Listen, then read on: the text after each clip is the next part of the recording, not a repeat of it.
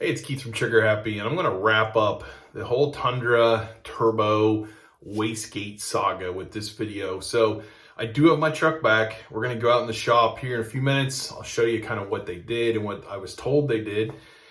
And then I'll kind of give you some final thoughts. So to kind of recap where I've been and kind of how I've evolved with this whole thing. So 36 days in the shop, which I find to be unacceptable, quite frankly. And I know there's a parts shortage and I know there's a labor issue. But if you're still building trucks, throw some parts at my dealer and let's get this show on the road, especially if you believe all these YouTubers that say it's like 15 trucks. Well, then this should have been an easy fix. Do I think it's 15 trucks? No, I think it's way more than that. Do I think it's thousands of trucks? Of course not. But I do think it's less than I initially thought, but it's more than a lot of people want to admit. And why do I say that? So number one, why is it less than I initially thought? Well, a lot of these trucks were hitting the market at the same time. So you saw it all over social media in a really condensed amount of time that people were having this wastegate problem. So I think they had a parts issue maybe for a couple weeks, and all those trucks hit first couple weeks of January, and then those problems hit at the same time because it was a low mileage issue. So I think my initial thoughts were, this is a lot of trucks, maybe 10, 15%. I think it's more in the single digit percentage wise. And I know Tim over at Pickup Truck and SUV Talk has talked to Toyota and they told him it was in the single digit percentage wise. That's still a lot of trucks. So that's still, if they've made 10,000 trucks, that's still anywhere between 100 and 1,000 trucks. That's single digit percentage. So it's a lot of trucks. It's not 10 or 15. It's in the hundreds. There's no doubt about it. Not everybody's going to go on social media. Not everybody's going to reach out to me or Tim or anybody else. They just go on about their lives. But it's more than other people want to say, but it's probably not as many as I initially thought. The other issue that I've had all along has been communication. So I come from a service business. I'm in insurance. Communication is huge. Well, in the auto, industry, apparently this is the norm. So they're not going to talk to you. The dealer, I don't know. I think that depends on the individual dealer. My dealer did not do a very good job of communicating with me at all. From the sales manager to the service manager, nobody really returned my calls. Nobody kept me in the loop as to what's going on. And I mean, you make an investment of $60,000, $70,000, $80,000 and it's sitting on the back lot waiting to be fixed. You kind of want to know what's going on. And they really dropped the ball. Now, I can't say all dealers are alike because they're not. So your experience might be different. Corporate side, Toyota really, really did not do a good job communication-wise. You just kind of got the standard answer, go talk to your dealer. And, there's nothing we can do about it. And I don't appreciate that. So what I do appreciate is after the fact, I did speak with somebody at Toyota. I'm not going to give any names, but this person said, we have had quite a few trucks with this issue. We don't think this is the norm. You have not had the Toyota experience that you expect and that we want to deliver. And, we need to make this right with everybody, obviously. And I appreciated that. That's kind of what I wanted to hear from the get-go. Because if you stake your reputation on dependability, reliability, and then you don't deliver to those customers, that's a problem. But if you get out ahead of it and kind of, if somebody had said that to me a month ago, I'm not even sure any of this would have happened on my side. I just would have moved on with life. But it was that lack of communication. And the auto industry, apparently this is kind of, the way it works. And I think it should be better. From a consumer standpoint, when we spend this kind of money and we all work hard for our money, we expect more. We expect a better experience when you spend your hard-earned money on these things. I've had better experiences returning a broken vacuum cleaner to Lowe's that was $400 than I had with this. So we expect more. They need to do better. I may never see that in my lifetime, but they need to do better. So let's go out and take a look at the truck, kind of go over a few things of what they did. then come back here and I'll wrap it up with some final thoughts, and we'll put this baby to bed for good, I hope. So let's go outside and take a look at the truck. I'm in the shop because it's super windy out, so that's why we're inside. All right, so the truck is back. I wanted to show you how it looked after the fact and kind of what they did in terms of repairs, and what this came directly from the service manager and the tech that actually performed the work. So they took off this entire front piece all the way around here to the fenders. This whole thing came off. They removed the brace that sets here, the radiator, the air conditioner came out. Of course, obviously that engine cover. They only replaced the passenger side turbo, which I thought was kind of interesting. I was under the impression that both turbos were going to be replaced, but that is not what happened. So only the passenger side was replaced. He said that that came directly from Toyota, that was the only one that had been malfunctioning on anyone's truck.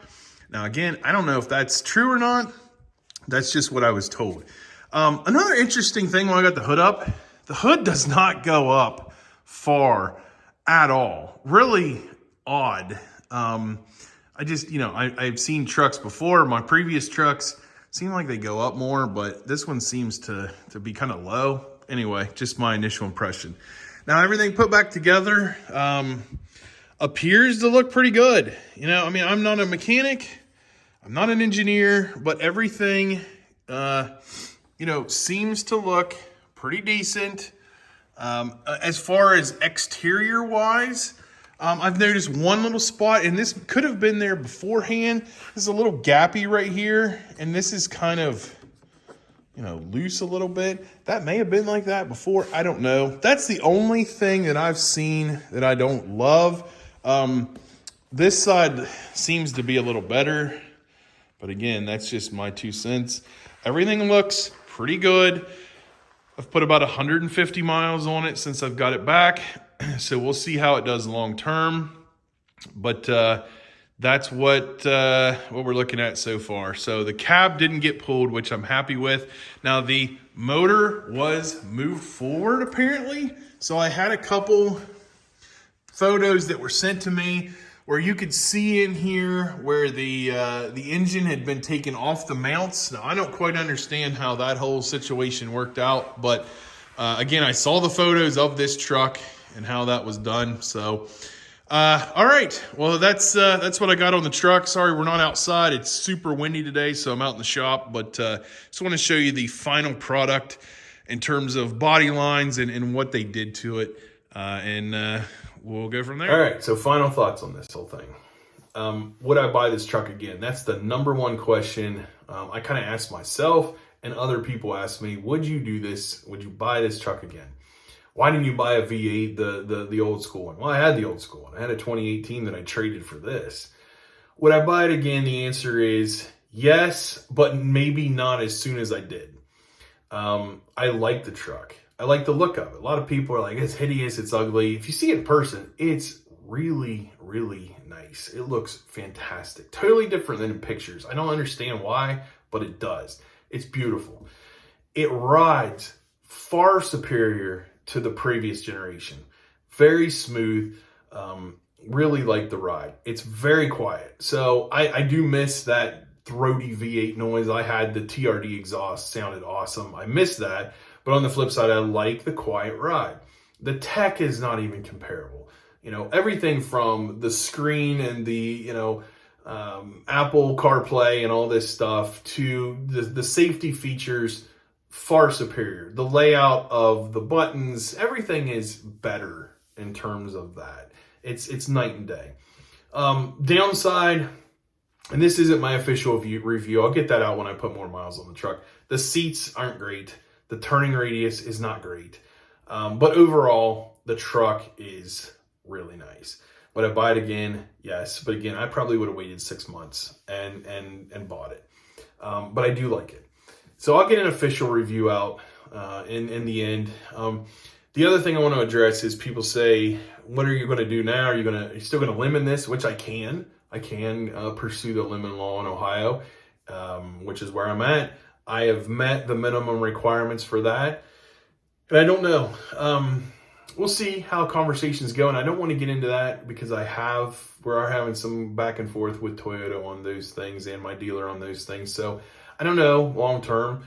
I just hope it's fixed. At the end of the day, I hope this engine is reliable and that I've got the peace of mind that this can put 70, 80,000 miles before I get rid of it, because that's generally my number.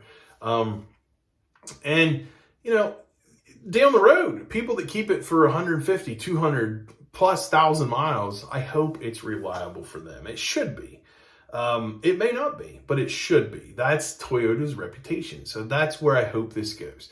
So I thank every one of you for watching my videos. I'm not a professional car reviewer, obviously. I'm super low tech. I'm doing this in my basement. But I feel like I had a platform and other people don't. So I'm going to get it out there as best I can. I hadn't made a video in like a year. So but I had this platform. I'm going to throw it out there and kind of share some of my experiences. And I'd do it again. I've made some mistakes over some of those videos. I've made people mad, I'm sure, but I would do it again because I think that's what people want to know, is what is the user experience with this truck? And I had a bad one. So, that's where I'm at. But, am I still Team Toyota? Maybe. We'll see. I'm not gonna say I'm switching brands. I'm not an impartial person. I've said that over and over again. I'm a Toyota guy. Am I going to switch brands? I don't know, but that's for this truck to decide. How does it do? How does it last? So we'll see.